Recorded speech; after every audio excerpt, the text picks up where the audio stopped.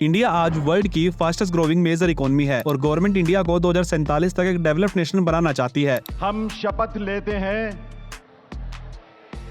कि भारत को 2047 तक विकसित राष्ट्र बनाने के सपने को साकार करेंगे। आज इंडियन गवर्नमेंट ने बड़े लेवल पर विकसित भारत की मुहिम चलाई हुई है। देश भर में चलाई जा रही केंद्र सरकार की विकसित भारत संकल्प यात्रा और विकसित भारत संकल्प यात्रा 15 नवंबर से 26 जनवरी तक अब विकसित भारत का संकल्प भी जन आंदोलन का स्वरूप ले रहा। अब ये एक्चुअल में डेवलपिंग कंट्री से डेवलप्ड कंट्री बनना कितना प्रैक्टिकल है, ये आज की वीडियो में सिंपल लैंग्वेज में हम समझने की कोशिश करेंगे। वैसे तो काफी वर्ल्ड एजेंसी इंडिया को न्यूली इंडस्ट्रियलाइज्ड कंट्री की कैटेगरी में भी रखती है, मतलब वो कंट्री जो डेवलपिंग कंट्री से थोड़ा ऊपर और डेवलप्ड कंट्री से थोड़ा नीचे होती है। सबसे पहले हमें समझना होगा कि कोई भी एक कंट्री डेवलप्ड कंट्री कब बनती है। वैसे तो अभी तक कोई भी ऐसा एग्जैक्ट क्राइटेरिया यूएन या IMF की तरफ से नहीं है जो ये डिसाइड करे कि कौन सी कंट्री डेवलपिंग है या कौन सी कंट्री डेवलप्ड है। एक्चुअल में अभी तक ये एक सब्जेक्ट ऑफ डिबेट है, जिसमें अभी के लिए हम HDI, GDP, infrastructure, industry, lifestyle, health care, education सभी पैरामीटर को डिटेल में एनालाइज किया जाता है और इसमें भी सबसे ज्यादा इंपॉर्टेंस GDP पर कैपिटा को दी जाती है, मतलब किसी भी देश में रहने वाले प्रति व्यक्ति की आय कितनी है। अभी पूरे वर्ल्ड में कितनी डेवलप्ड कंट्री है, इसमें भी सभी एजेंसी के एक्सपर्ट का डिफरेंट ओपिनियन है, लेकिन एक ऑर्गेनाइजेशन है जिसको हम OECD के नाम से जानते हैं, मतलब organisation of economy cooperation and development, जो वर्ल्ड की डेवलप्ड कंट्री का एक ग्रुप है और उसमें अभी के लिए 38 कंट्रीज है। इस मैप में जो डार्क कलर में कंट्री है वही OECD में आती है और वही एक्चुअल में एक डेवलप्ड कंट्री है, जिसके अंदर अभी के लिए America, Japan, Australia, Canada, France, Germany, New Zealand, Norway, United kingdom, Italy जैसी और भी काफी कंट्री शामिल है। अब इंडिया का टारगेट है कि नेक्स्ट 25 ईयर में जब इंडिया को इंडिपेंडेंट हुए पूरे 100 साल कंप्लीट हो जाएंगे, तब इंडिया भी सभी टर्म में इन कंट्री के इक्वली स्टैंड करे। देखा जाए तो ये काफी अच्छा टारगेट है और गवर्नमेंट कैंपेन के थ्रू लोगों के इसके लिए जागरूक भी कर रही है,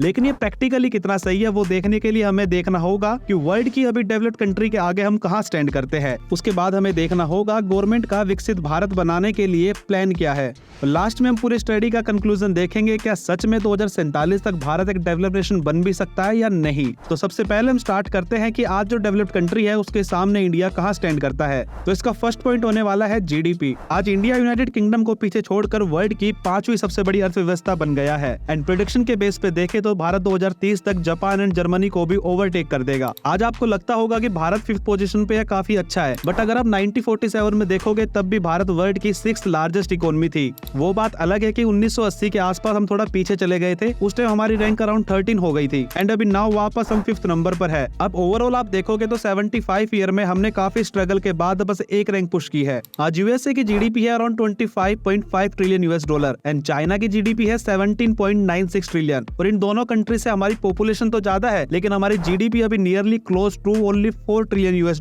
है और वो भी अभी ऑफिशियली 4 ट्रिलियन डॉलर हुई नहीं है। तो इससे ये तो क्लियर हो जाता है GDP के लिहाज से हमें काफी लंबा रास्ता अभी तय करना बाकी है। अब बात करते हैं GDP पर कैपिटा की, जो कि सबसे इंपॉर्टेंट पैरामीटर है किसी भी कंट्री का एक डेवलप्ड कंट्री बनने के लिए। तो इसमें दुनिया की 197 कंट्रीज में से इंडिया की रैंक है 142। इंडिया की अभी की पर कैपिटा इनकम IMF के अकॉर्डिंग है $2,612 US। बात USA की GDP पर कैपिटा की करे तो वो है अराउंड $76,399 US एंड चाइना की है $12,541 US एंड ऑस्ट्रेलिया की है $64,491 US एंड नॉर्वे की है $99,266 US एंड स्विट्जरलैंड की है अराउंड $93,525 US एंड सिंगापुर की है $82,808 US। बात यूनाइटेड किंगडम की करें, जिसको GDP वाइज तो हमने पीछे छोड़ दिया है, लेकिन पर कैपिटा इनकम में आज भी यूनाइटेड किंगडम की पर कैपिटा इनकम इंडिया से 33 टाइम्स ज्यादा है। इवन बांग्लादेश जो कि भारत का ही पड़ोसी देश है, उसकी पर कैपिटा इनकम भी इंडिया से ज्यादा है। आज इंडिया की पर कैपिटा इनकम वर्ल्ड के एवरेज पर कैपिटा इनकम के केवल 17% है और जो ये इनकम है वो भी टोटल पॉपुलेशन की एवरेज है। रियलिटी कुछ और भी हो सकती है क्योंकि इंडिया की वेल्थ इक्वालिटी इंडेक्स काफी पुअर है पूरे वर्ल्ड के अंदर और इसमें इंडिया की रैंक की बात करें तो वो है 74 एंड कुछ रिपोर्ट्स में ये भी सामने आया है कि इंडिया के 1% रिच पीपल्स के पास ही इंडिया के अराउंड 40% टोटल वेल्थ है। अब ऐसे में आपके मन में ये सवाल आ सकता है कि जब हम वर्ल्ड की 5th लार्जेस्ट इकोनॉमी है तो हमारी पर कैपिटा इनकम इतनी खराब कैसे है? तो रीजन है हमारी पॉपुलेशन। दोस्तों, भारत वर्ल्ड की लार्जेस्ट पॉपुलेशन वाली कंट्री है और उस लार्जेस्ट पॉपुलेशन की वजह से हमारी जीडीपी तो काफी ज्यादा है, बट पर कैपिटा इनकम हमारी काफी लो है। और किसी भी कंट्री के डेवलप्ड कंट्री बनने में सबसे ज्यादा इंपॉर्टेंस पर कैपिटा इनकम ही रखती है, क्योंकि डेवलप्ड नेशन और कुछ नहीं बल्कि हाई इनकम कंट्री को कहते हैं। और ये मैं खुद से नहीं बोल रहा हूँ, ये mygovernment.in वेबसाइट पर ऑलरेडी मेंशन है। साथ ही ये भी मेंशन किया गया है कि सभी हाई इनकम कंट्री भी जरूरी नहीं कि वो डेवलप्ड हो, उसके लिए हमें human development index, stable economies, a decent standard of living, better life expectancy को भी देखना होगा। अगर हम इंडिया के ह्यूमन डेवलपमेंट इंडेक्स की बात करें तो इंडिया की वर्ल्ड में रैंक है अराउंड 132, जो कि अगेन काफी पुअर रैंक है। HDI को हम 0 से 1 के बीच में मेजर करते हैं और इसमें इंडिया का स्कोर है अराउंड 0.633, जबकि ऑस्ट्रेलिया का इसमें स्कोर है अराउंड 0.951, जर्मनी का स्कोर है 0.942, यूनाइटेड किंगडम का 0.929,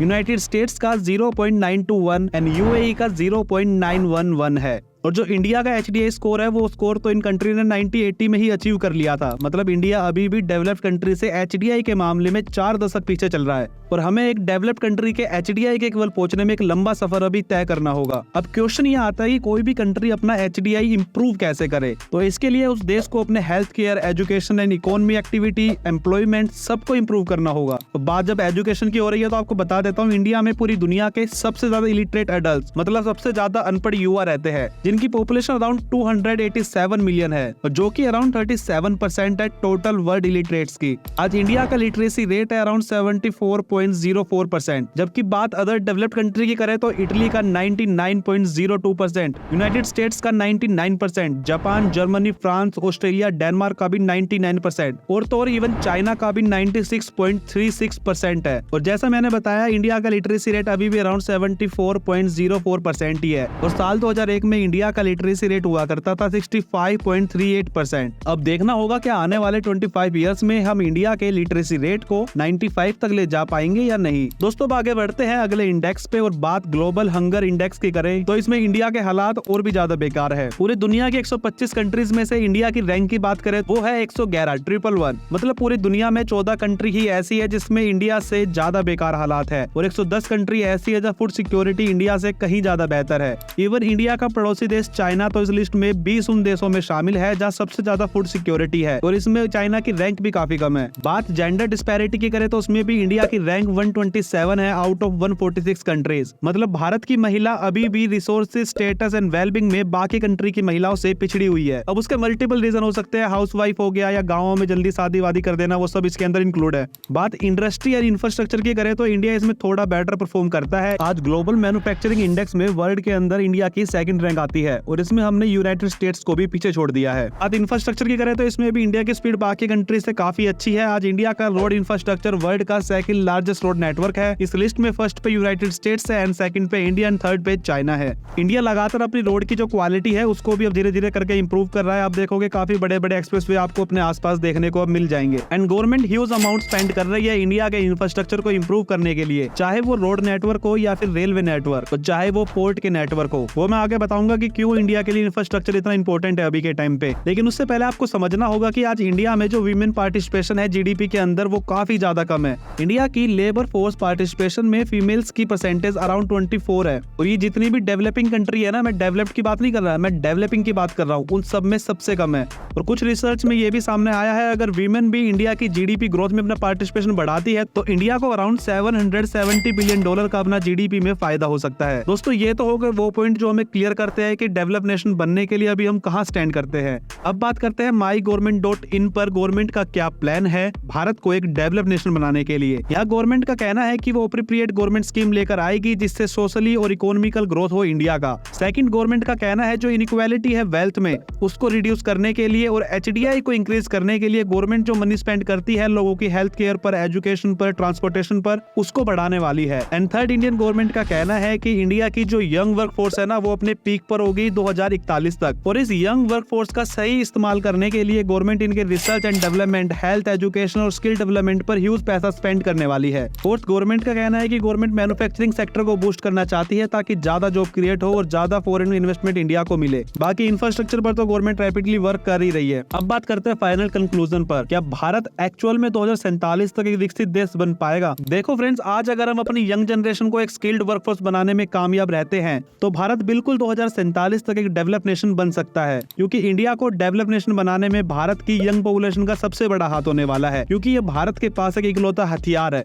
लेकिन इसके अंदर मेल और फीमेल को मिलकर साझेदारी निभानी होगी। सेकंड, इंडिया अपने इंफ्रास्ट्रक्चर को रैपिडली और भी ज्यादा इंप्रूव करे, जिससे इंडिया में फॉरेन डायरेक्ट इन्वेस्टमेंट इंक्रीज हो और इंडिया एक ग्लोबल मैन्युफैक्चरिंग हब बन सके। बड़ी कंपनियों के इन्वेस्टमेंट और मैन्युफैक्चरिंग हब बनने से इंडिया में जॉब अपॉर्चुनिटीज काफी तेजी से इंक्रीज होगी, जिससे पर कैपिटा इनकम भी इंडिया की इंक्रीज होगी। और ये सेम चीज चाइना के साथ हो चुकी है, लेकिन ये तभी पॉसिबल है जब इंडिया के पास जो यंग पॉपुलेशन है वो एक स्किल्ड पॉपुलेशन हो और गवर्नमेंट इनको अच्छी शिक्षा और अच्छा स्वास्थ्य देने में सक्सेस रहे। डेलाइट्स के साउथ एशिया सीईओ रोमल सेठी के अकॉर्डिंग भी इंडिया अगर 8% से ग्रो करे तो वो एक जरूर डेवलप्ड कंट्री बन सकता है, क्योंकि इंडिया जितनी यंग पॉपुलेशन किसी भी कंट्री के पास अभी के टाइम पे नहीं है। नीति आयोग के ड्राफ्ट के अकॉर्डिंग 2047 तक इंडिया $30 ट्रिलियन की इकोनॉमी अचीव कर सकता है और पर कैपिटा इनकम भी 17,590 को हिट कर सकती है। वैसे तो इतनी बड़ी यंग एज पॉपुलेशन वाली कंट्री के सामने ये टारगेट कुछ भी नहीं है, लेकिन ये भी तभी पॉसिबल है जब हम अपनी कमजोरियों को स्वीकार करें और देश के आर्थिक और सामाजिक विकास पर महत्वपूर्ण ध्यान केंद्रित करें, क्योंकि एक राष्ट्र बहुत पावरफुल हो सकता है और उसकी गवर्नमेंट के पास काफी सारा फंड हो सकता है, लेकिन यदि सामान्य लोग बेहतर जीवन जीने में असमर्थ हो तो उसे कभी भी डेवलप्ड नेशन नहीं कहा जा सकता। क्योंकि अगर आप आज देखोगे तो इंडिया में डेवलपमेंट भी इक्वालिटी से नहीं हो पा रहा है। भारत के कुछ हिस्से तो ऑलरेडी काफी अच्छे से डेवलप्ड है, वहीं भारत के कुछ हिस्से काफी तेजी से डेवलप हो रहे हैं, तो वही भारत के कुछ ऐसे हिस्से भी है जहाँ डेवलपमेंट का दूर दूर तक नाम भी नहीं है। एग्जांपल के लिए आप दिल्ली के किसी पोश एरिया में जाओगे तो वहाँ पे आपको एक डेवलप्ड इंडिया की झलक देखने को मिलेगी। दिल्ली से आप थोड़ा सा बाहर निकल के जैसे ही एनसीआर में जाओगे तो आपको रैपिडली डेवलपमेंट होती दिखाई देगी, और जैसे ही आप एनसीआर क्रॉस करोगे तो आपको असली भारत दिखाई देगा, जो कि अभी डेवलपिंग और डेवलप्ड दोनों से काफी दूर है। तो दोस्तों, ये मेरा पर्सनल ओपिनियन था लास्ट में जो मैंने बताया। आप इस टॉपिक के बारे में क्या सोचते हो मुझे कमेंट करके आप नीचे बता सकते हो।